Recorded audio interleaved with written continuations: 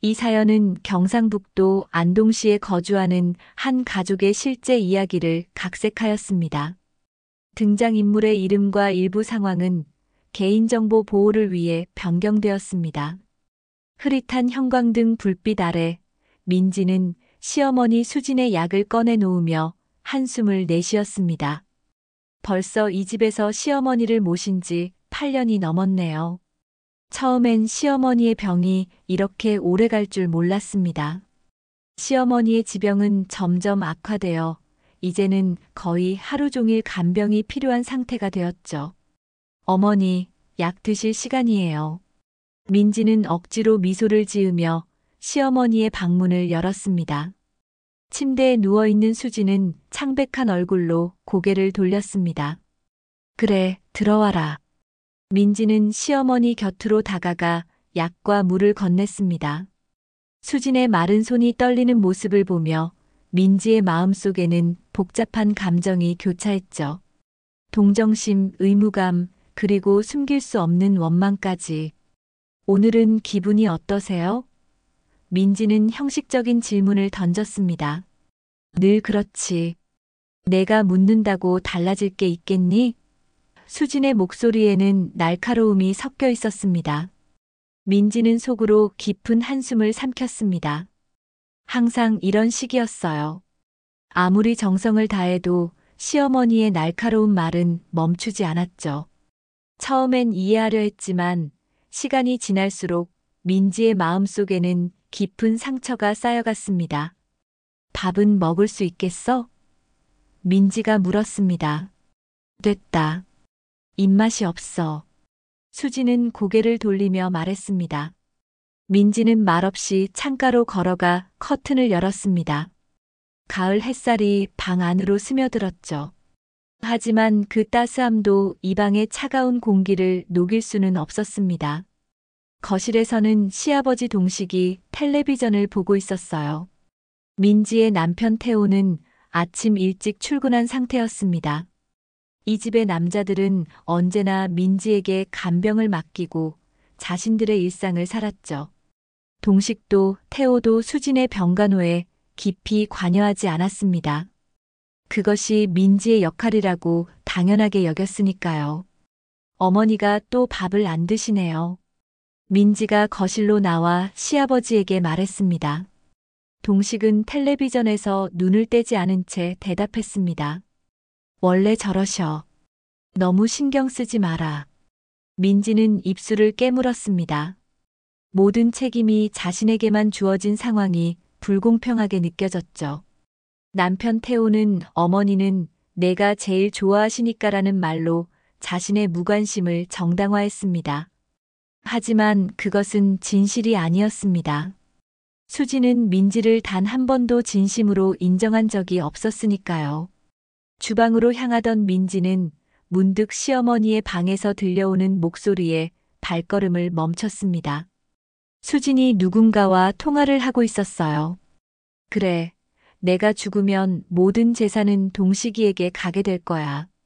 하지만 내 개인 통장에 있는 5억 원은 따로 챙겨놨어. 민지의 귀가 솔깃해졌습니다. 5억 원이라니. 지금까지 시어머니가 그런 큰 돈을 따로 모아두고 있었다는 사실을 전혀 몰랐죠. 그 돈은 내가 유언장에 써놨으니 걱정 말고. 민지는 숨을 죽인 채 벽에 기대어 섰습니다. 심장이 빠르게 뛰었죠. 유언장이라. 누구에게 그 돈을 남기려는 걸까? 민지의 머릿속에 여러 생각이 스쳐 지나갔습니다. 만약 그 돈이 자신과 태호에게 온다면 그동안의 고생이 보상받는 순간이 될 테죠. 민지는 슬며시 자리를 떠나 주방으로 향했습니다. 시어머니의 5억 원. 그 생각은 민지의 머릿속에서 떠나지 않았어요. 지금까지 힘들게 간병해온 시간들이 주마등처럼 스쳐 지나갔습니다. 밤새 수진의 방을 들락날락하며 약을 챙기고 기저귀를 갈아주고 목욕을 시키던 날들. 그 모든 고통스러운 시간들이 이제는 다른 의미로 다가왔습니다. 참을 만해. 이제 조금만 더 참으면 돼. 민지는 마음속으로 되뇌었습니다. 5억 원이라는 숫자가 민지의 인내심에 새로운 연료를 부어넣었죠. 억눌린 원망과 분노는 잠시 뒤로 물러났습니다. 대신 계산적인 인내가 그 자리를 채웠어요. 민지는 마음을 다잡고 시어머니의 식사를 준비하기 시작했습니다. 이제 시어머니의 까다로운 요구도 날카로운 말투도 모두 참을 수 있을 것 같았습니다. 모든 것이 끝나면 자신에게 5억 원이라는 보상이 기다리고 있을 테니까요. 민지는 병원 복도를 서성이며 시어머니의 검사 결과를 기다렸습니다. 흰 벽과 소독약 냄새가 가득한 이곳은 이제 거의 익숙한 공간이 되었죠. 3년 전부터 매달 한 번씩은 꼭 들러야 하는 곳이었으니까요. 민지야, 커피 좀 마실래? 친구 소영이 2잔의 커피를 들고 다가왔습니다. 소영은 이 병원 간호사로 일하며 민지의 유일한 위안이 되어 주었죠. 민지는 미소를 지으며 커피를 받아들었습니다. 고마워. 정말 필요했는데. 소영은 민지 옆에 앉으며 물었습니다. 어머님 상태는 어때? 민지는 한숨을 내쉬었습니다. 똑같아. 아니, 점점 더 나빠지는 것 같기도 하고. 의사 선생님은 별다른 말씀이 없으시지만 어머니의 얼굴을 보면 알 수 있잖아. 많이 힘들지? 소영이 민지의 어깨를 토닥였습니다. 민지는 주변을 살피고 목소리를 낮췄습니다. 사실, 정말 지쳤어. 매일 밤 기저귀 갈고 약 챙기고 내 인생은 온데간데 없어. 태호는 도와주는 척 하다가 결국 자기 일 핑계로 빠져나가고 시아버지는 아예 관심도 없어. 모든 부담이 나한테만 있다고.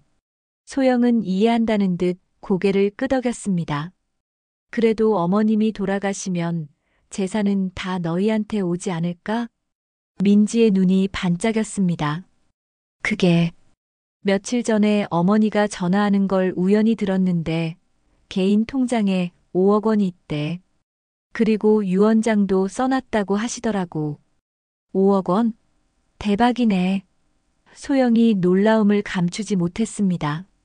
민지는 입술을 깨물었습니다. 그래서 참고 있어. 어차피 어머니 병세가 점점 나빠지고 있으니 조금만 더 견디면 될 것 같아. 그럼 지금처럼 열심히 모셔야겠네. 소영이 의미심장한 미소를 지었습니다. 민지는 잠시 망설이다 말을 이었습니다. 사실, 요즘엔 약간 소홀히 하고 있어. 내가 봐도 나쁜 며느리 같지만 너무 지쳤거든. 그래도 아무도 눈치채지 못해. 어머니는 날 믿으니까. 그때 복도 끝에서 민지의 남편 태우가 걸어오는 모습이 보였습니다. 민지는 재빨리 표정을 바꾸었죠. 여보, 언제 왔어요? 민지는 반갑게 인사했습니다. 태호는 피곤한 얼굴로 고개를 끄덕였습니다. 방금 회사 일 마치고 바로 왔어. 어머니는 아직 검사 중이세요. 조금 더 기다려야 할 것 같아요. 태호는 자리에 앉으며 한숨을 쉬었습니다. 요즘 어머니 상태가 안 좋아지는 것 같아서 걱정이야.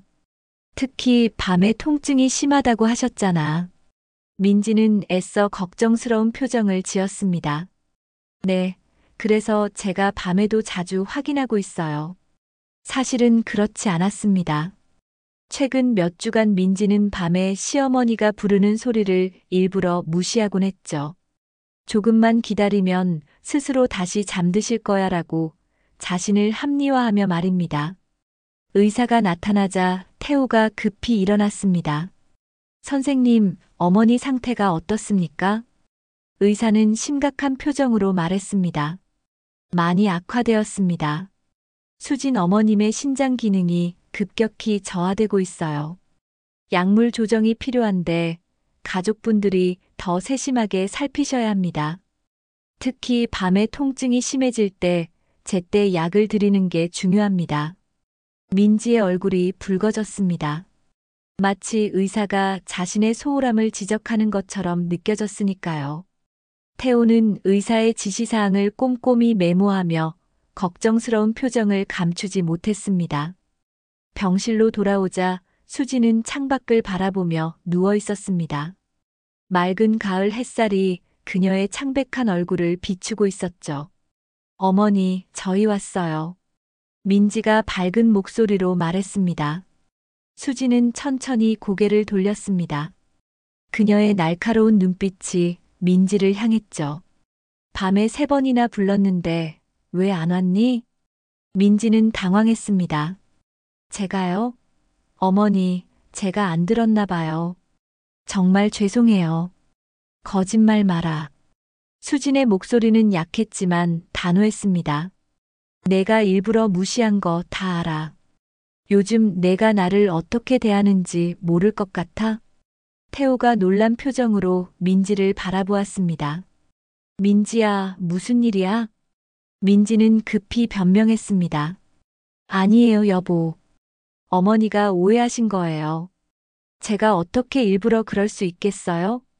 수지는 말없이 민지를 바라보다 천천히 눈을 감았습니다.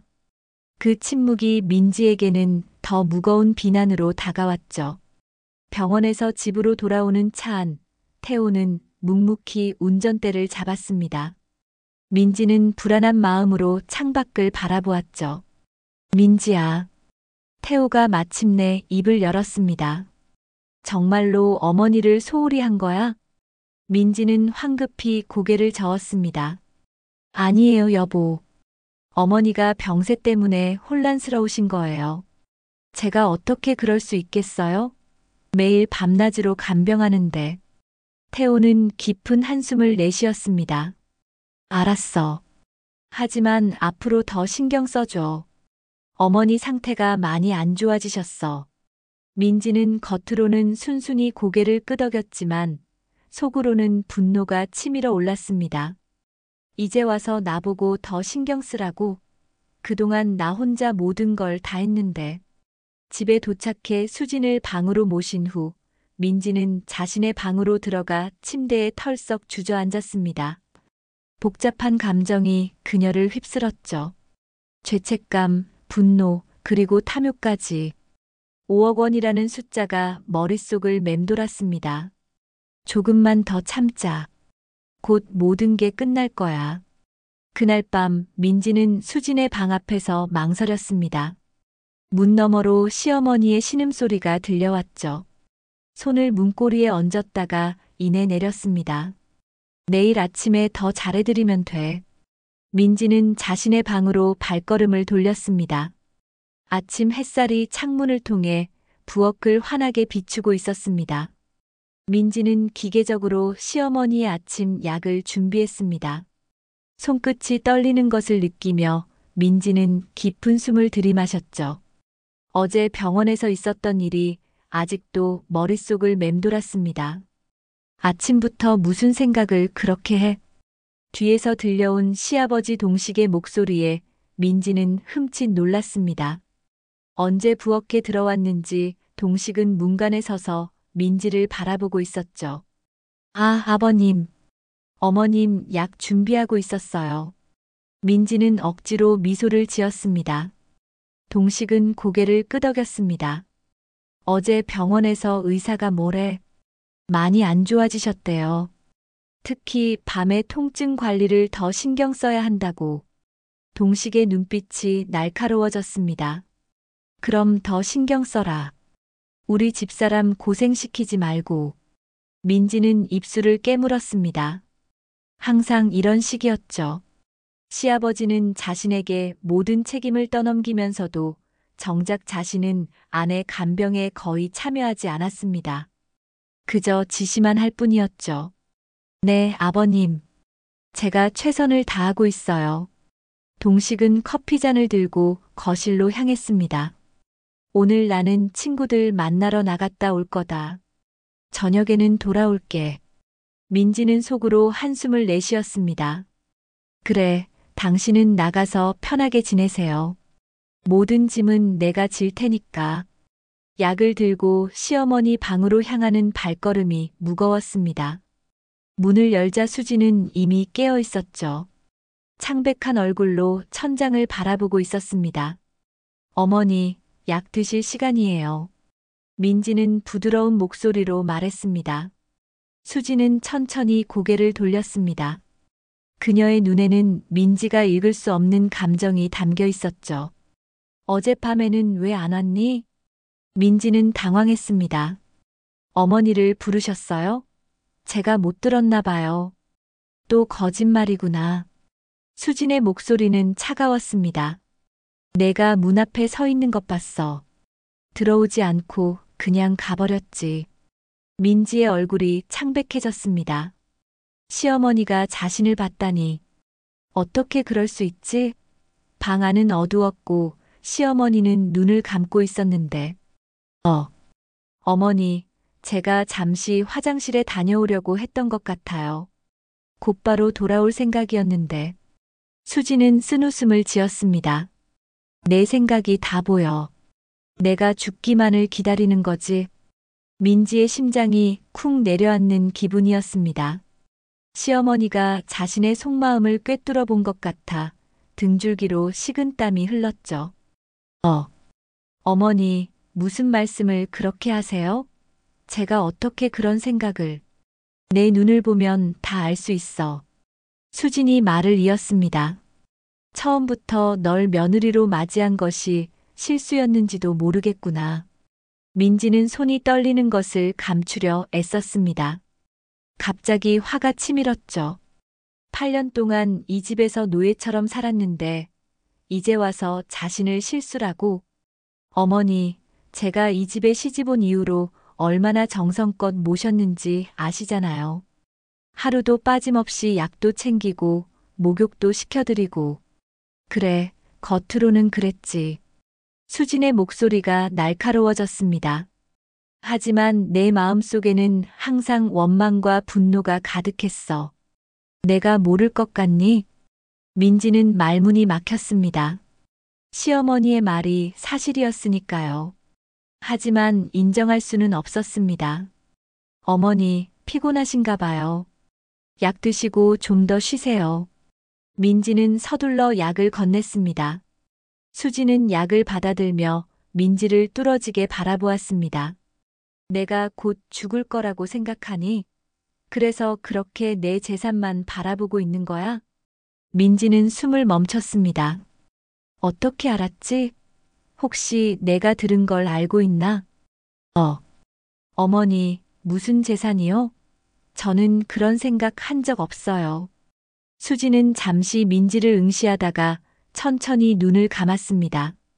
가봐라. 피곤하다. 민지는 서둘러 방을 나왔습니다. 복도에 서서 심호흡을 했죠. 심장이 미친 듯이 뛰었습니다. 시어머니가 모든 것을 알고 있는 것 같았어요. 하지만 어떻게? 자신은 그 누구에게도 말한 적이 없었는데 소영에게 말한 것 외에는. 거실로 걸어나가자 태호가 출근 준비를 하고 있었습니다. 민지는 평소처럼 행동하려 애썼죠. 여보, 오늘 일찍 가요? 민지가 물었습니다. 태호는 고개를 끄덕였습니다. 응, 중요한 회의가 있어서. 어머니는 어때? 평소와 비슷해요.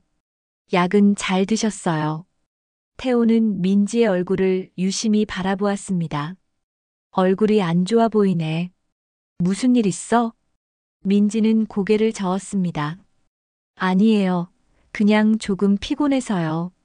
너무 무리하지 마. 내가 오늘 일찍 들어올게. 태호는 민지의 어깨를 가볍게 토닥이고는 집을 나섰습니다. 민지는 창문으로 태호가 떠나는 모습을 지켜보았습니다. 시어머니의 말이 계속 머릿속을 맴돌았죠. 내가 곧 죽을 거라고 생각하니? 그래서 그렇게 내 재산만 바라보고 있는 거야? 민지는 자신이 얼마나 투명한 존재인지 실감했습니다. 겉으로는 완벽한 며느리 역할을 하고 있다고 생각했지만 시어머니는 그가면 속을 꿰뚫어 보고 있었던 거죠. 부엌으로 향하던 민지는 문득 시어머니의 방에서 이상한 소리를 들었습니다. 기침 소리였어요. 평소와는 다른 숨이 막히는 듯한 기침 소리. 민지는 잠시 망설였습니다. 가볼까? 아니면 그냥 지나칠까? 민지는 마음을 다잡고 시어머니의 방으로 다시 향했습니다. 문을 열자 수진이 심하게 기침을 하며 얼굴이 붉게 달아올라 있었죠. 어머니. 민지는 놀라서 달려갔습니다. 수진은 말을 하려다 더 심한 기침에 휩싸였습니다. 민지는 수진의 등을 가볍게 두드렸죠. 그리고 문득 깨달았습니다. 이것은 연기가 아니었어요. 정말로 위급한 상황이었습니다. 어머니, 제가 지금 구급차 부를게요. 민지는 서둘러 전화기를 찾았습니다. 수진은 민지의 팔을 약하게 붙잡았습니다. 그녀의 눈에는 공포가 가득했죠. 민지는 그 순간 자신의 마음속에 있던 모든 계산적인 생각들이 순식간에 사라지는 것을 느꼈습니다. 눈앞에 있는 것은 죽음을 두려워하는 한 노인, 자신의 시어머니였으니까요. 괜찮아요, 어머니. 제가 있을게요. 절대 혼자 두지 않을게요. 민지는 수진의 손을 꼭 잡았습니다. 병원 응급실의 형광등 불빛이 차갑게 빛났습니다. 민지는 대기실 의자에 앉아 고개를 숙인 채 손을 비비고 있었죠. 지난 2시간이 꿈처럼 빠르게 지나갔습니다. 구급차가 도착하고 시어머니가 실려나가고 그리고 이제 의사들이 중환자실에서 수진을 살피는 동안 민지는 혼자 기다리고 있었습니다. 내 탓인가? 민지는 자책했습니다. 만약 자신이 좀 더 시어머니를 잘 돌봤다면, 약을 제때 챙겨드렸다면, 밤에 부르는 소리에 즉시 대답했다면, 이런 일이 일어나지 않았을까요? 민지야. 고개를 들자 태호가 달려오는 모습이 보였습니다. 그의 얼굴은 창백했고 눈에는 공포가 서려 있었죠. 여보, 어머니가. 민지는 말을 잇지 못했습니다. 태호는 민지의 옆에 앉았습니다. 어떻게 된 거야? 갑자기 전화가 와서. 아침에 약 드시고 나서 갑자기 심한 기침을 하셨어요. 얼굴이 새파랗게 변하더니 구급차 불렀어요. 태호는 얼굴을 손으로 감쌌습니다. 의사는 뭐래? 아직 검사 중이래요. 그때 병원 입구에서 시아버지 동식이 허둥지둥 들어오는 모습이 보였습니다. 노인의 얼굴은 근심으로 가득 차 있었죠. 아버님. 태호가 일어나 동식에게 달려갔습니다. 수진이가 어떻게 됐어? 갑자기 병원에 왔다고 해서. 동식의 목소리가 떨렸습니다. 민지는 조용히 앉아 있었습니다. 갑자기 모든 것이 비현실적으로 느껴졌죠. 이제까지 시어머니의 재산만 바라보며 간병을 소홀히 했던 자신의 모습이 부끄러웠습니다. 그때 의사가 다가왔습니다. 수진님 가족분들이신가요? 셋은 동시에 고개를 끄덕였습니다. 상태가 매우 위중합니다. 폐렴이 심하게 진행됐고 신장 기능도 급격히 저하됐어요. 현재 인공호흡기를 달고 있지만 솔직히 말씀드리자면 예후가 좋지 않습니다. 동식의 얼굴이 하얗게 변했습니다. 그게 무슨 소리야? 우리 수진이가 죽는다는 거야? 의사는 동식의 어깨를 가볍게 잡았습니다. 최선을 다하고 있습니다만 준비하셔야 할 것 같습니다. 면회는 한 분씩 잠시만 가능합니다. 태호는 아버지를 붙잡아 의자에 앉혔습니다. 아버지, 진정하세요.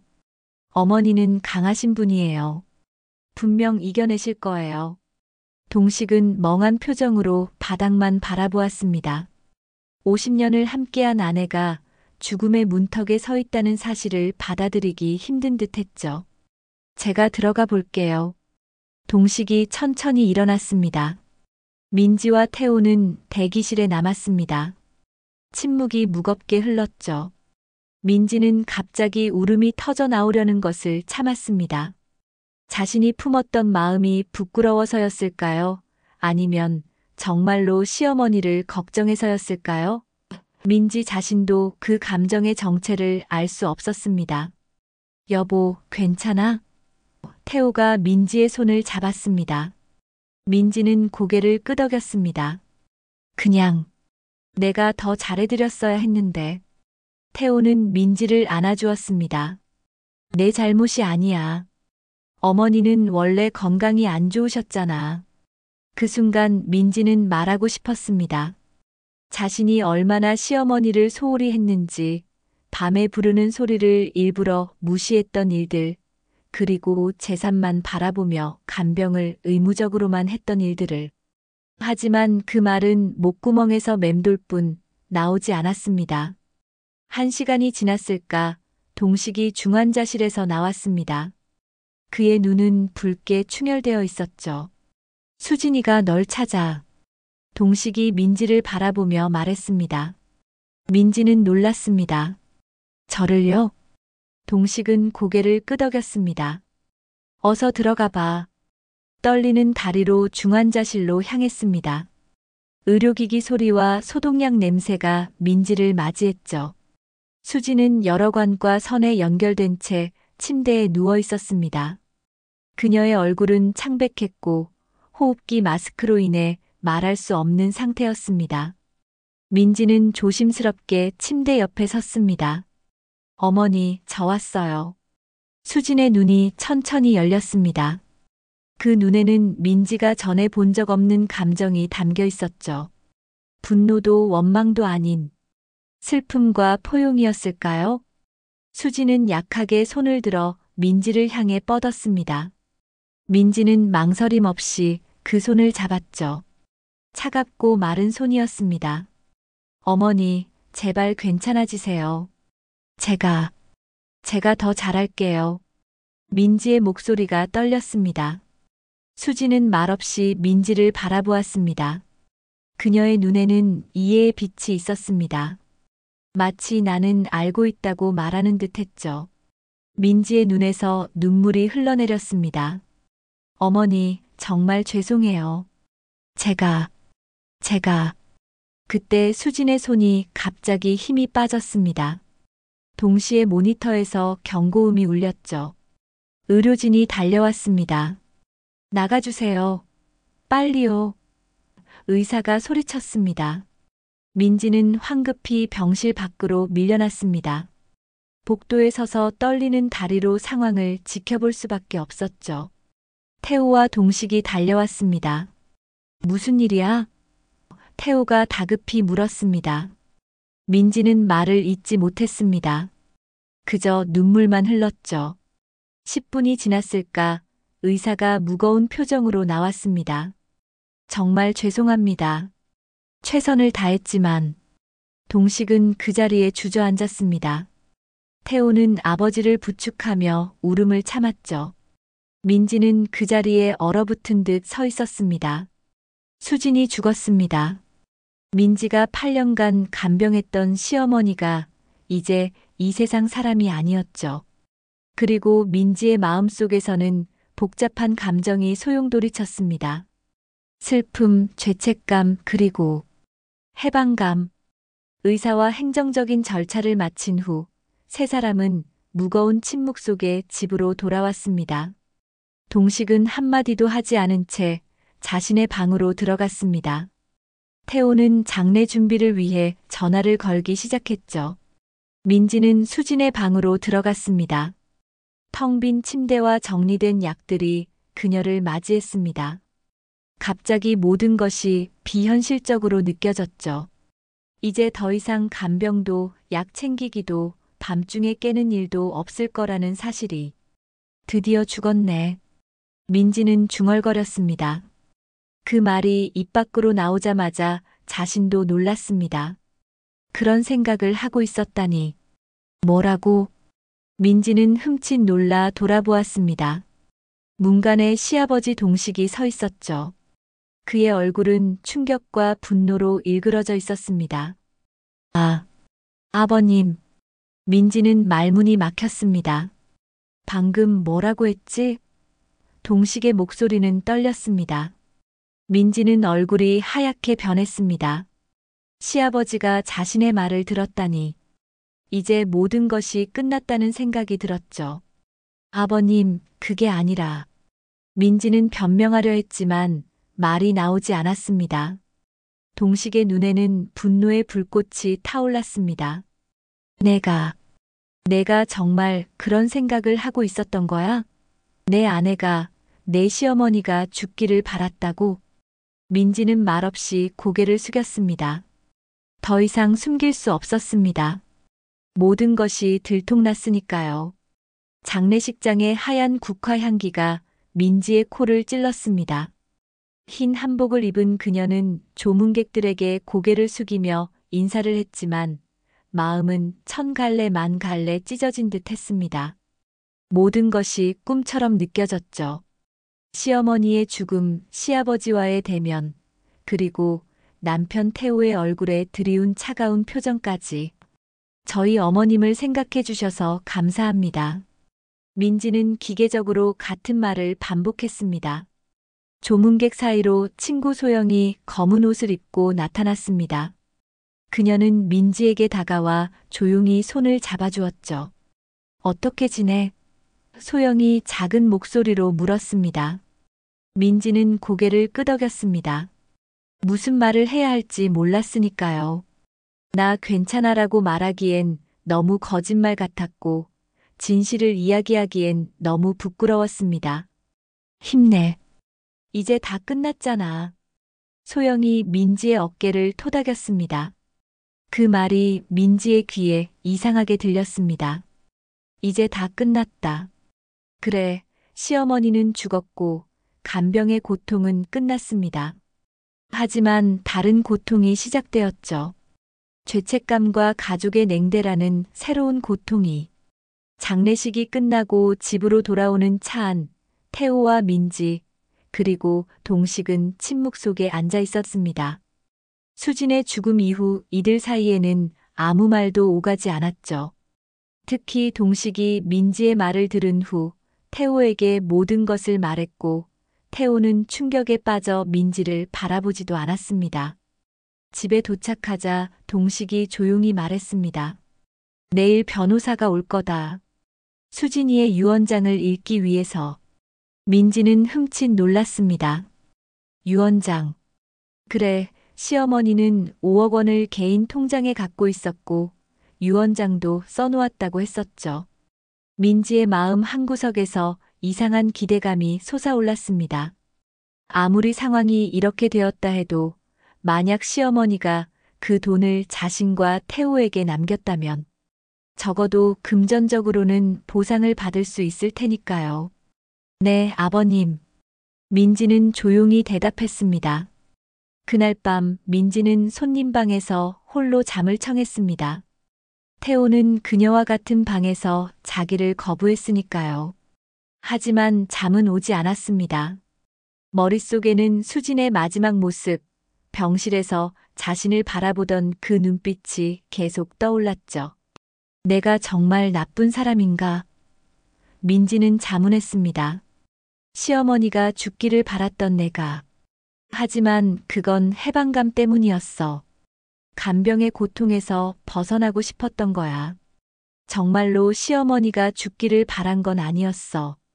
자기 합리화였을까요? 아니면 진심이었을까요? 민지 자신도 확신할 수 없었습니다. 다음 날 아침 변호사가 약속대로 방문했습니다. 나이 지긋한 남성이었죠. 거실 테이블에 서류 가방을 올려놓고 동식, 태호, 그리고 민지를 바라보았습니다. 고인의 유지를 전달하게 되어 유감입니다. 변호사가 말했습니다. 동식은 무거운 표정으로 고개를 끄덕였습니다. 시작하세요. 변호사는 가방에서 봉투를 꺼내 열었습니다. 이것은 박수진 님께서 사망하기 3개월 전에 수정하신 유언장입니다. 민지의 심장이 빠르게 뛰기 시작했습니다. 3개월 전. 그때는 아직 시어머니의 병세가 지금처럼 심각하지 않았을 때였습니다. 민지가 시어머니의 말을 엿들은 것도 그 즈음이었죠.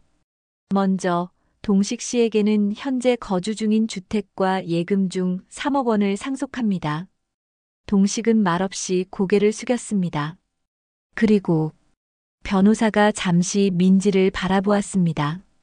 개인 통장에 있던 5억 원 중 4억 원은 새생명 자선단체에 기부하도록 지정하셨습니다. 민지의 얼굴에서 핏기가 빠져나갔습니다. 4억 원을 자선단체야? 그럼 나머지 1억 원은? 마지막으로 나머지 1억 원은? 변호사가 다시 서류를 보았습니다.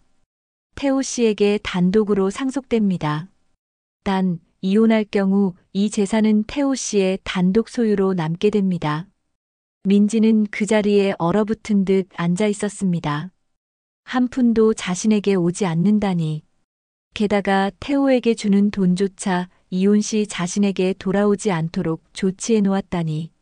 시어머니는 정말로 자신의 속셈을 알고 있었던 겁니다. 이게 무슨 말도 안 되는. 민지의 목소리가 떨렸습니다. 동식이 차갑게 말했습니다. 말도 안 된다고? 내가 간병을 소홀히 한 것도 수진이가 죽기를 바란 것도 말이 되는데.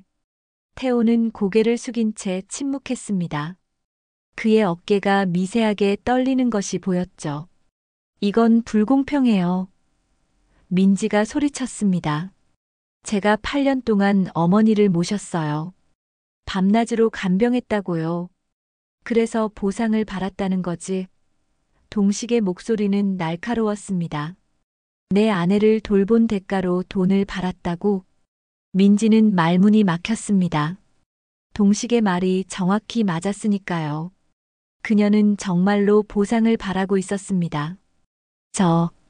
저는 그런 뜻이 아니라. 민지는 변명하려 했지만 더 이상의 말이 나오지 않았습니다. 변호사는 불편한 기색으로 나머지 서류를 정리했습니다. 모든 절차는 일주일 내로 마무리될 겁니다. 질문이 있으시면 연락 주십시오. 변호사가 떠난 후 거실에는 무거운 침묵이 내려앉았습니다. 민지는 손이 떨리는 것을 느꼈습니다. 모든 것이 무너져 내리는 기분이었죠. 8년간의 고통스러운 간병, 그 모든 시간이 물거품이 되어버린 듯 했습니다. 어머님이 어떻게 알았을까요? 민지가 마침내 입을 열었습니다. 제 마음을. 어떻게? 동식이 쓴웃음을 지었습니다. 수진이는 항상 사람을 꿰뚫어보는 눈이 있었어. 내가 드러내지 않았어도 다 알고 있었던 거지. 하지만 병실에서 마지막에 저를 부르셨잖아요. 제 손을 잡아주셨다고요. 그건. 동식이 잠시 말을 멈췄습니다. 수진이가 널 용서해주려 했던 게 아닐까? 마지막으로 화해하려 했던 거지. 민지의 눈에서 뜨거운 눈물이 흘러내렸습니다. 시어머니가 자신을 용서하려 했다니. 그 생각에 가슴이 찢어지는 것 같았습니다. 태호가 마침내 고개를 들었습니다. 그의 눈에도 눈물이 고여 있었죠. 민지야, 너는 정말로 어머니가 죽기를 바랐던 거야? 민지는 말을 잇지 못했습니다. 진실을 말하자니 두려웠고 거짓말을 하자니 더 이상 할 수 없었습니다. 난 간병이 너무 힘들었어. 민지가 마침내 떨리는 목소리로 말했습니다. 해방되고 싶었어. 하지만 정말로 어머님이 죽기를 바란 건 아니었어. 그냥. 태호는 깊은 한숨을 내쉬었습니다. 이제 와서 그런 말이 무슨 소용이야. 민지는 갑자기 분노가 치밀어 올랐습니다. 여보, 당신은 뭘 했어? 8년 동안 어머님 간병은 전부 내가 했어. 당신은 늘 일한다는 핑계로 빠져나갔잖아. 하루 이틀도 아니고 8년이야. 내가 지칠 수도 있지. 그래서 어머니의 재산만 바라보며 간병한 거야? 태호의 목소리가 높아졌습니다. 그런 마음으로 어머니를 돌봤다고? 민지는 울음을 터뜨렸습니다. 나도 사람이야. 나도 보상받고 싶었어. 보상? 동식이 비웃듯 말했습니다. 사람의 목숨을 돈으로 환산할 수 있다고 생각했니? 새벽 3시 민지는 거실 소파에 웅크린 채 창밖을 바라보고 있었습니다. 달빛이 희미하게 거실을 비추고 있었죠. 이제 열흘째 민지는 제대로 된 잠을 이루지 못했습니다. 시어머니의 죽음과 유언장 공개 이후 이 집의 공기는 얼어붙은 듯 했으니까요. 태호는 거의 말을 걸지 않았습니다. 출근할 때와 돌아올 때 형식적인 인사만 할 뿐 그 이상의 대화는 없었죠.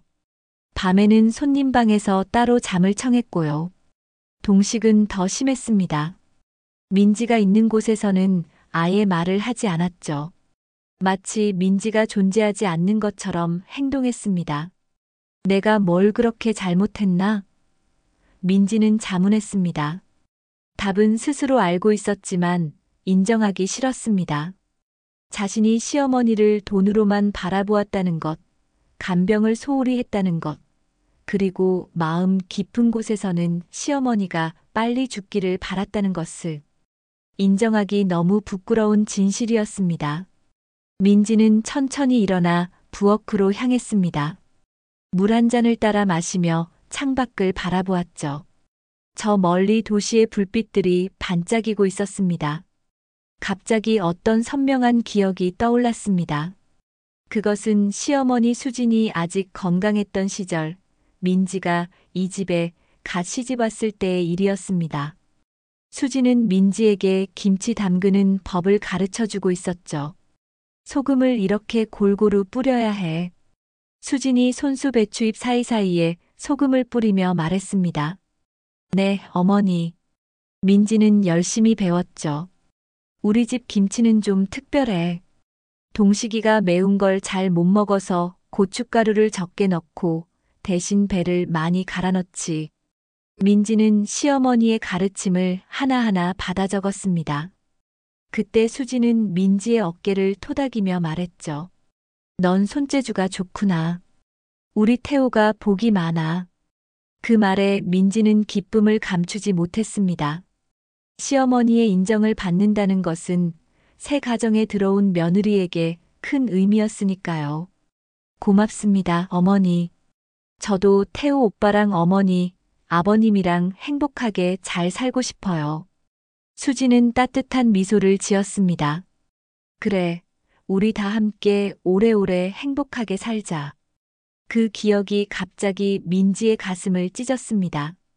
언제부터였을까요? 언제부터 시어머니를 향한 마음이 변했을까요? 언제부터 그녀를 짐으로 여기기 시작했을까요? 민지는 자신도 모르게 흐르는 눈물을 닦았습니다. 시어머니에 대한 기억들이 물밀듯이 밀려왔습니다. 태호와 결혼식을 올리던 날 수진이 민지의 손을 꼭 잡으며 이제 우리 딸이다라고 말해주던 순간 민지가 첫 명절 음식을 준비할 때 옆에서 하나하나 도와주던 모습, 그리고 시어머니가 처음 쓰러졌을 때 병원 침대에서 민지의 손을 잡으며 미안하다. 이제 내가 힘들겠구나 라고 말하던 그 순간까지 언제부터 그 모든 따뜻한 기억들이 잊혀지고 오직 간병의 부담과 재산에 대한 욕심만 남았을까요? 민지는 부엌 의자에 주저앉았습니다. 뒤늦은 후회가 밀려왔죠. 이제 와서 무슨 소용일까요? 시어머니는 이미 세상을 떠났고 가족의 신뢰는 산산조각 났으니까요. 그때 부엌 불이 켜졌습니다. 민지는 고개를 들었죠. 태호가 문간에 서 있었습니다. 여보. 민지가 말을 꺼내려 했지만 태호는 고개를 저었습니다. 물 마시러 왔어. 그의 목소리는 차가웠습니다. 민지는 잠시 망설이다 물었습니다. 우리 언제까지 이렇게 지낼 거예요? 태호는 물을 따르며 대답했습니다. 어떻게? 이렇게. 서로 말도 안 하고 같은 공간에 있는데도 남처럼. 태호는 민지를 바라보았습니다. 그의 눈에는 깊은 상처가 서려 있었죠. 넌 정말 몰라. 내가 왜 이러는지. 민지는 고개를 숙였습니다. 알아요. 하지만 어머니가 너를 얼마나 아끼셨는지 알아? 태호의 목소리가 떨렸습니다. 항상 우리 민지는 착하다. 우리 민지는 일 잘한다고 주변 사람들에게 자랑하셨어. 아플 때도 내가 힘들까봐 자기 통증을 숨기실 때가 많았어. 민지의 가슴이 조여들었습니다. 몰랐습니다. 그런 시어머니의 마음을 그녀는 전혀 알지 못했죠. 어머니는 내가 간병에 지친 걸 알고 계셨어. 태호가 계속했습니다. 그래서 더 미안해 하셨고 언젠가 보상해주고 싶다고 하셨지. 그런데 태호의 목소리가 흔들렸습니다. 내가 한 말을 아버지가 들었을 때 어머니는 이미 내 마음을 알고 계셨던 거야. 아버지가 어머니에게 말씀드렸더니 어머니는 알고 있다고 하셨대. 이미 유언장도 바꿔놓으셨고. 민지는 충격에 빠졌습니다.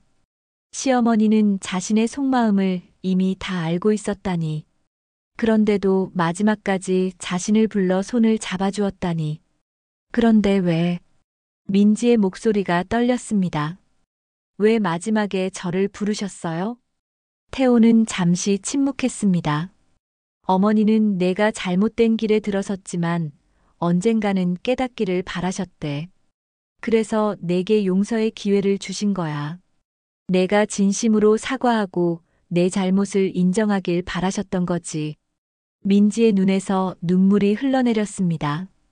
시어머니는 마지막 순간까지 자신에게 기회를 주었는데 그녀는 그것을 알아채지 못했죠. 난 이제 어떻게 해야 할지 모르겠어. 태호가 피곤한 목소리로 말했습니다. 널 사랑했지만 지금은 내가 어떤 사람인지 모르겠어.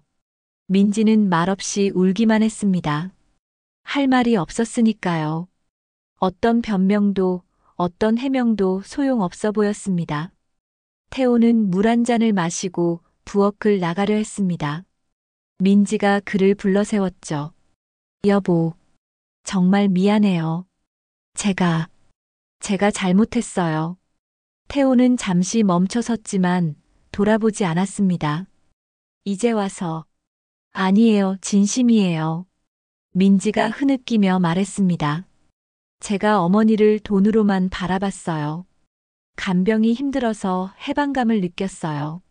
정말 부끄럽고 후회돼요. 이제 와서 아무 소용 없다는 거 알아요. 하지만 정말 잘못했어요. 태호는 천천히 민지를 돌아보았습니다. 그의 눈에도 눈물이 고여 있었죠. 정말 그렇게 생각해? 민지는 고개를 끄덕였습니다. 어머니가 돌아가시기 전에 병실에서 저는 사과하지 못했어요. 어머니는 마지막까지 저에게 기회를 주셨는데 저는 그걸 놓쳤어요. 이제 와서 후회해도 소용없지만 정말 미안해요. 태호는 깊은 한숨을 내쉬었습니다. 나도 잘못했어. 너에게만 모든 간병의 부담을 지웠으니까. 내가 더 도와줬어야 했는데. 민지는 태호에게 다가갔습니다. 하지만 그를 안으려 했을 때 태호는 한 걸음 물러섰습니다. 하지만 아직은 시간이 필요해. 우리 둘 다. 태호는 그렇게 말하고 부엌을 나갔습니다. 민지는 홀로 남겨진 채 어둠 속에 서 있었습니다. 그녀의 마음속에는 깊은 후회와 함께 작은 희망의 빛이 피어나기 시작했습니다. 비록 이제 와서지만 자신의 잘못을 인정하고 진정으로 뉘우치는 것, 그것이 시어머니가 마지막으로 바라던 것이 아니었을까요? 가을비가 창문을 타고 흘러내렸습니다. 민지는 침대 위에 앉아 빗소리를 들으며 생각에 잠겼습니다. 시어머니의 사망 이후 한 달이 지났지만 이 집의 공기는 여전히 무겁기만 했죠.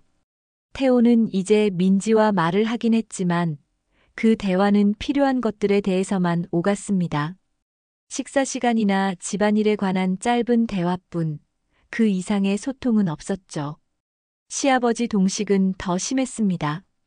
그는 여전히 민지에게 말을 걸지 않았고 같은 공간에 있는 것조차 피했습니다. 아침 식사도 민지가 출근한 후에 하고 저녁에는 대부분 자기 방에서 혼자 먹었죠.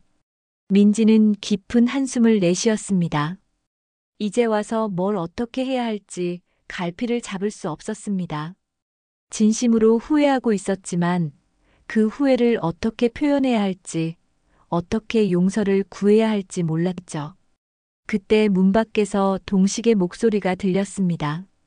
태우와 이야기하는 소리였죠. 나 내일부터 자원봉사 시작한다. 자원봉사요? 어디서요? 태우의 목소리가 이어졌습니다. 요양원. 수진이가 기부한 곳 있잖아. 거기서 일주일에 3번 봉사활동 하기로 했어. 민지는 귀를 기울였습니다. 시아버지가 자원봉사를 한다고? 그것도 시어머니가 재산을 기부한 요양원에서? 왜 갑자기 그러세요? 태우가 물었습니다. 갑자기가 아니야. 수진이가 생전에 늘 하고 싶어 했던 일이야. 우리가 나이 들면 요양원에 들어가는 노인들 돕는 일 말이다. 내가 대신 해주려고. 민지는 가슴이 아파왔습니다. 시어머니의 마음을 이제야 알게 된 것 같았죠. 수지는 5억 원이라는 거액을 단순히 버리듯 기부한 것이 아니었습니다. 그것은 그녀의 오랜 꿈, 자신처럼 아픈 노인들을 돕고 싶다는 소망이 담긴 결정이었죠. 다음 날 아침 민지는 평소보다 일찍 일어나 아침 식사를 준비했습니다. 테이블에 3사람 몫의 식사를 차려놓고 기다렸죠. 태우가 먼저 나왔습니다. 아침 일찍 일어났네. 태우가 말했습니다. 민지는 미소를 지었습니다. 네, 오늘은 일찍 준비했어요. 잠시 후 동식도 방에서 나왔습니다. 그는 민지가 차려놓은 식탁을 보고 잠시 망설이는 듯 했지만 결국 자리에 앉았습니다. 아버님, 오늘 자원봉사 첫날이시죠? 도시락 준비해 드릴까요? 민지가 조심스럽게 물었습니다. 동식은 잠시 민지를 바라보다가 짧게 대답했습니다. 됐다. 민지는 실망을 감추며 고개를 끄덕였습니다. 적어도 대답은 해주셨으니까요. 작은 진전이라도 기뻤습니다. 식사를 마친 후 동식은 외출 준비를 했습니다. 그가 현관문을 나서려는 순간 민지가 다가갔습니다. 아버님, 저도 함께 가도 될까요? 동식과 태호 모두 놀란 표정으로 민지를 바라보았습니다. 무슨 소리야?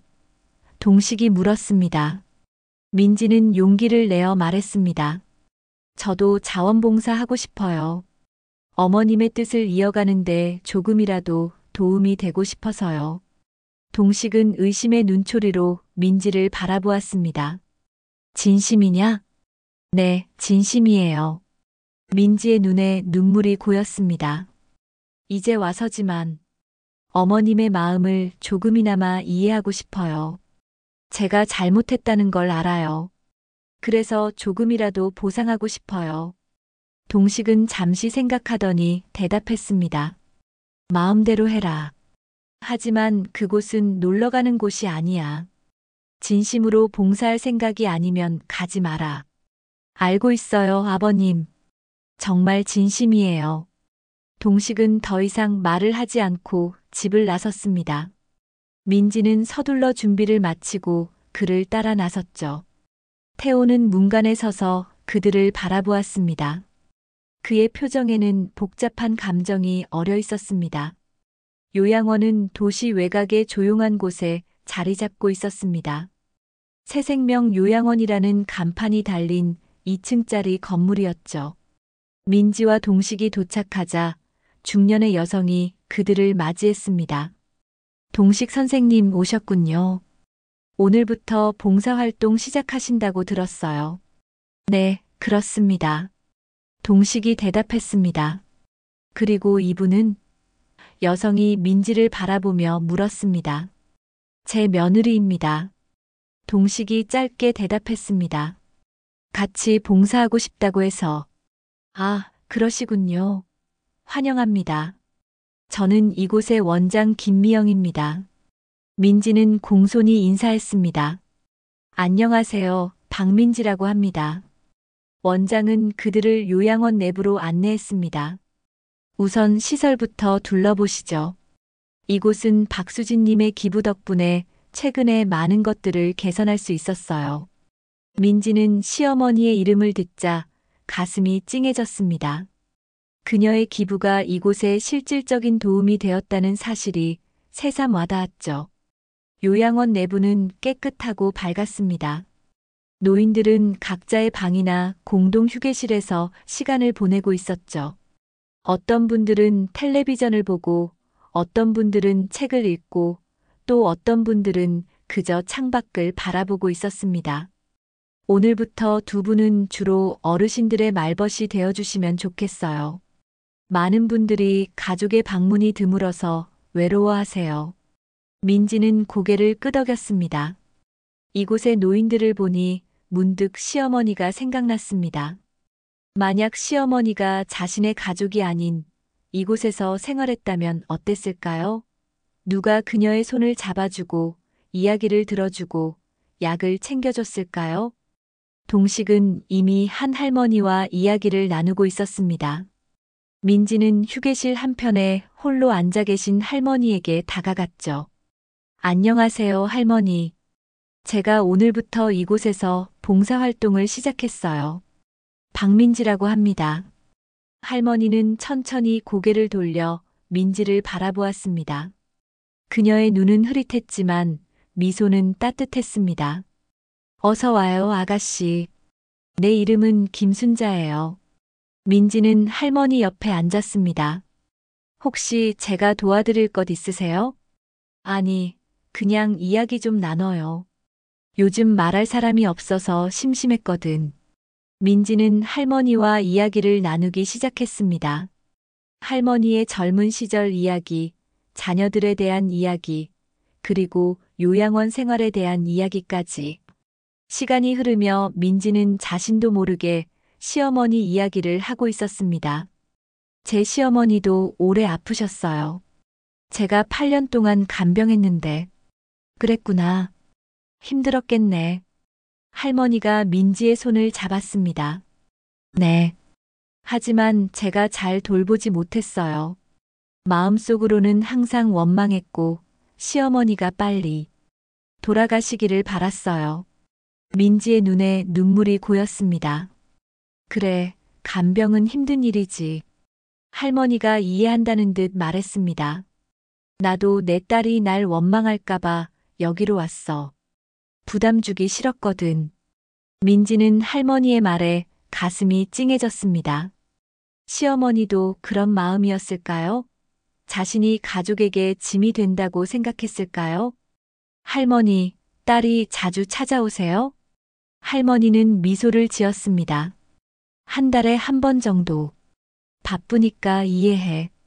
그 말에 민지의 마음이 더 아파왔습니다. 가족들은 바쁘다는 핑계로 노인들을 잊어가고 있었습니다. 자신도 그런 사람 중 하나였죠. 요양원에서의 봉사활동은 민지의 삶에 새로운 의미를 가져다 주었습니다. 일주일에 3번 동식과 함께 그곳을 찾아가는 시간은 그녀에게 치유의 시간이 되었죠. 노인들의 손을 잡고 그들의 이야기를 듣고 때로는 그들의 눈물을 닦아주며 민지는 시어머니를 대하던 자신의 모습을 되돌아보게 되었습니다. 오늘은 김순자 할머니가 안 계시네요. 민지가 요양원 원장에게 물었습니다. 아, 어젯밤에 돌아가셨어요. 원장의 목소리는 조용했습니다. 평화롭게 잠드셨답니다. 민지는 가슴이 철렁 내려앉는 기분이었습니다. 일주일 전만 해도 할머니와 함께 뜨개질을 하며 웃었는데 이제는 더 이상 볼 수 없다니 생각지도 못했던 이별이었죠. 가족들은 오셨어요? 민지가 물었습니다. 원장은 고개를 저었습니다. 연락은 드렸지만 아직 오지 않으셨어요. 바쁘시다고. 민지는 말없이 고개를 숙였습니다. 이 세상을 떠나는 순간까지 가족의 손을 잡지 못한 할머니를 생각하니 가슴이 아팠습니다. 시어머니는 적어도 가족들이 지켜보는 가운데 눈을 감았지만 김순자 할머니는 봉사활동을 마치고 집으로 돌아오는 길 민지와 동식은 평소보다 더 무거운 침묵 속에 있었습니다. 3개월 동안 함께 봉사활동을 하며 그들의 관계는 조금씩 나아지고 있었지만 여전히 깊은 대화는 나누지 않았죠. 아버님, 민지가 조심스럽게 입을 열었습니다. 김순자 할머니가 돌아가셨대요. 동식은 잠시 침묵했다가 대답했습니다. 그렇구나. 가족들도 오지 않았대요. 생각해보니 어머님은 돌아가실 때 우리가 모두 곁에 있어서 다행이었네요. 동식의 눈에 눈물이 고였습니다. 그래. 수진이는 그나마 복이 있었지. 민지는 깊은 숨을 들이마셨습니다. 용기를 내어 오랫동안 하고 싶었던 말을 꺼냈죠. 아버님, 정말 죄송해요. 제가 어머님께 잘못했어요. 진심으로 사과드립니다. 동식은 운전에 집중한 채 대답하지 않았습니다. 하지만 그의 손이 핸들을 꽉 쥐는 것이 보였죠. 이제 와서 사과해도 소용없다는 거 알아요. 하지만 요양원에서 봉사하면서 많은 것을 깨달았어요. 어머님이 얼마나 외롭고 두려우셨을지, 그리고 제가 얼마나 이기적이었는지. 동식은 여전히 침묵했습니다. 민지는 말을 이었습니다. 어머님이 마지막에 제 손을 잡아주셨을 때 저는 그게 용서의 표시라는 걸 알지 못했어요. 이제야 알게 됐어요. 어머님은 마지막까지 저에게 기회를 주셨던 거였어요. 마침내 동식이 입을 열었습니다. 수진이는 항상 그랬어. 누구든 미워하지 못하는 사람이었지. 특히 가족은. 민지의 눈에서 눈물이 흘러내렸습니다. 저는 그런 어머님의 마음을 알아주지 못했어요. 동식이 한숨을 내쉬었습니다. 넌 왜 그랬지? 정말로 돈만 바라보고 있었던 거야? 민지는 솔직하게 대답했습니다. 처음엔 아니었어요. 제가 시집 왔을 때는 정말 가족이 되고 싶었어요. 하지만 간병이 길어지면서 저도 모르게 지쳐갔어요. 그리고 어머님의 재산 이야기를 우연히 듣게 됐을 때 그게 저에게 위안이 됐던 것 같아요. 이 고통이 끝나면 보상을 받을 거야라고 생각하면서요. 그래서 수진이가 돌아가시길 바랐다는 거지. 민지는 고개를 끄덕였습니다. 진심으로 잘못했어요. 이제 와서 후회해도 소용없지만 정말 부끄럽고 죄송해요. 동식은 잠시 말이 없었습니다. 그러다 천천히 말을 이었죠. 난 내가 정말 이해가 안 됐어. 어떻게 수진이 같은 사람을 그렇게 대할 수 있는지. 하지만 요즘 내가 요양원에서 하는 모습을 보면서 조금은 알 것 같아. 민지는 놀라서 동식을 바라보았습니다. 넌 정말로 후회하고 있구나. 그리고 변하려고 노력하고 있고. 네, 아버님. 진심이에요. 동식은 깊은 숨을 내쉬었습니다. 수진이가 살아있을 때 그런 마음이었으면 좋았을 텐데. 저도 그렇게 생각해요. 매일 후회하고 있어요. 집에 도착하자 태호가 현관에서 그들을 기다리고 있었습니다. 그의 표정이 평소와 달리 밝아 보였죠. 무슨 좋은 일 있어? 동식이 물었습니다. 태호는 미소를 지으며 대답했습니다. 아버지, 민지야, 내가 중요한 결정을 했어. 민지와 동식은 의아한 표정으로 태호를 바라보았습니다. 내가 회사를 그만두고 새생명 요양원에서 일하기로 했어. 뭐라고? 동식이 놀라서 물었습니다. 태호는 고개를 끄덕였습니다. 원장님이 행정 책임자가 필요하다고 하셨어. 봉사활동만으로는 부족하다고 생각했거든. 어머니의 뜻을 제대로 이어가고 싶어. 민지는 놀라움을 감추지 못했습니다. 정말이에요, 여보. 지난 3개월 동안 너희 둘이 요양원에서 봉사하는 모습을 보면서 많이 생각했어. 나도 뭔가 의미 있는 일을 하고 싶었어. 동식의 눈에 자랑스러움이 깃들었습니다. 그래, 잘 결정했다. 수진이도 좋아했을 거야. 그날 저녁 세 사람은 오랜만에 함께 식사를 했습니다. 식탁 위에는 민지가 정성껏 준비한 음식들이 가득했죠. 시어머니가 좋아하던 음식들이었습니다. 어머님이 좋아하시던 음식들이에요. 민지가 설명했습니다. 동식은 잠시 음식을 바라보다가 말했습니다. 수진이는 항상 내 음식 솜씨를 칭찬했었어. 민지는 놀랐습니다. 정말요? 그래. 우리 민지는 손맛이 좋다고 늘 자랑했지. 민지의 눈에 눈물이 고였습니다. 몰랐던 시어머니의 마음이 하나둘 드러날 때마다 가슴이 아팠습니다. 태호가 잔을 들었습니다. 어머니를 위해서. 동식과 민지도 잔을 들었습니다. 어머님을 위해서. 식사를 마치고 거실에 앉았을 때 동식이 서랍에서 봉투 하나를 꺼냈습니다. 이건. 동식이 봉투를 민지에게 건넸습니다. 수진이가 너에게 남긴 편지야. 민지는 놀라서 봉투를 받아들었습니다. 편지요? 유언장을 바꾸기 전에 썼던 거야. 변호사가 나중에 전해줬어. 하지만 난 내가 진심으로 변하기 전에는 주고 싶지 않았어. 민지의 손이 떨렸습니다. 시어머니가 자신에게 남긴 편지라니. 조심스럽게 봉투를 열고 편지를 꺼냈습니다. 사랑하는 민지에게. 내가 이 편지를 읽을 때 나는 이미 이 세상 사람이 아닐 거야. 미안하구나. 내가 너에게 큰 짐을 지웠어. 8년 동안 날 간병하느라 내 젊음을 희생했구나. 내가 나를 원망한다는 걸 알고 있어. 이해해. 누구라도 그럴 수 있어. 하지만 내가 언젠가 깨닫기를 바라. 가족은 돈으로 계산할 수 없는 소중한 존재라는 것을. 내가 모은 돈은 나 같은 노인들을 위해 쓰이길 바라. 그들 중 많은 이들이 가족의 사랑을 받지 못한 채 외롭게 살아가고 있어. 내가 그들에게 내 손길을 내밀어 준다면 그것이 나에게는 가장 큰 선물일 거야. 미워하지 마라, 민지야. 그리고 후회하지도 마라. 다만 앞으로는 더 따뜻한 마음으로 살아가길 바란다. 항상 너를 사랑했던 엄마가. 민지의 눈에서 눈물이 흘러내렸습니다. 시어머니는 마지막까지 자신을 엄마라고 서명했습니다. 자신을 딸로 여겼다는 뜻이었죠. 어머니. 민지는 편지를 가슴에 안았습니다.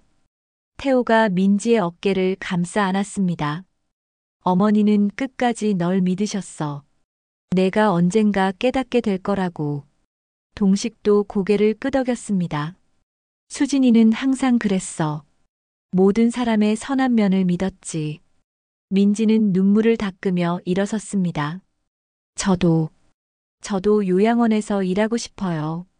봉사가 아니라 정식으로요. 제가 간호 자격증이 있으니까 그곳에서 일하면서 어머님의 뜻을 이어가고 싶어요. 태호와 동식은 놀란 표정으로 민지를 바라보았습니다. 정말이야? 태호가 물었습니다. 민지는 고개를 끄덕였습니다. 네, 진심이에요. 이제야 어머님이 원하셨던 것이 무엇인지 알 것 같아요. 저도 그 길을 함께 걷고 싶어요. 동식의 눈에 눈물이 고였습니다. 수진아, 보고 있니?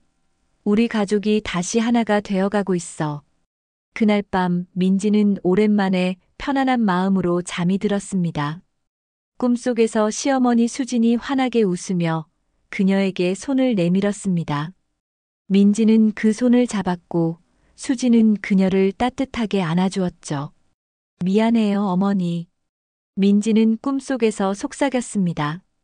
괜찮아, 이제 알았으니까.